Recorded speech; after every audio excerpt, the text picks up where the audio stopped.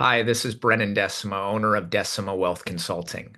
Today, we're going to talk about charitable bunching and how to maximize the impact of your donation. Philanthropic goals are typically not done solely for tax purposes. There's a cause we believe in, and we want to make an impact to those in need, right? Uh, and oftentimes, if we're making an impact, many times I see that we're not taking advantage of the tax code to maximize the tax deduction. And the reason for that is in 2025, the standard deduction is quite high, right? It's for a married couple, it's $30,000 before we start to itemize, right? So if our deductions are well under $30,000, we may not get any deduction for our charitable donation. So as we take a look at this chart here, so let's think about how bunching fits in. So on the left, we can see that there's the 30,000 standard deduction.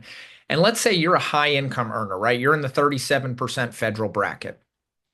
Well, let's say there's a cause you believe in and you give $1,000 a month to that cause, $12,000 a year. Well, you're deducting 10,000 for mortgage, you have a 10,000 salt cap, so your total charitable mortgage salt deductions come up to 32,000. Great. You're now itemizing. You're getting a $2,000 itemization over the standard deduction. And there's an advantage of your charitable giving where you're getting a $640 additional deduction for that charitable gift than you would if you just took the standard deduction, which is great. You do that over the next 3 years, you're saving an extra $640 in taxes a year. And over the next 3 years, you've saved almost $2,000, $1,920. Another way to think about this is using a donor advised fund and using bunching. So, what a lot of my executives do in higher pay years is they periodically fund their donor advised fund and they continue to parcel it out on their normal strategy. So, on the far right side, instead of doing 12,000 a year, you can do 36,000 all at once to a donor advised fund. You can still give out 1,000 a month or 12,000 a year for the next 3 years. So the charities get it on the same schedule they're used to and you're used to.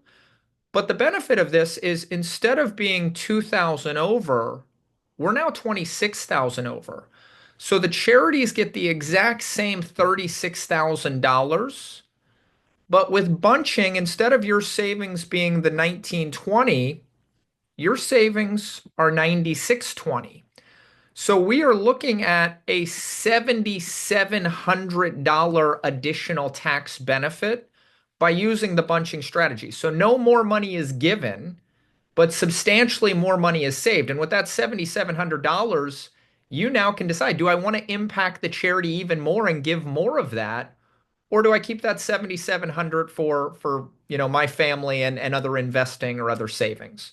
So again, philanthropy should not solely be about the tax deduction, but if you're going to do it, there's some ways to make sure we're maximizing the tax deduction. And bunching is one of the most common strategies we use with our executives to maximize the impact of that gift. Hopefully, this is helpful. If you find this content helpful, please hit subscribe. And if you have questions, please leave them in the comments.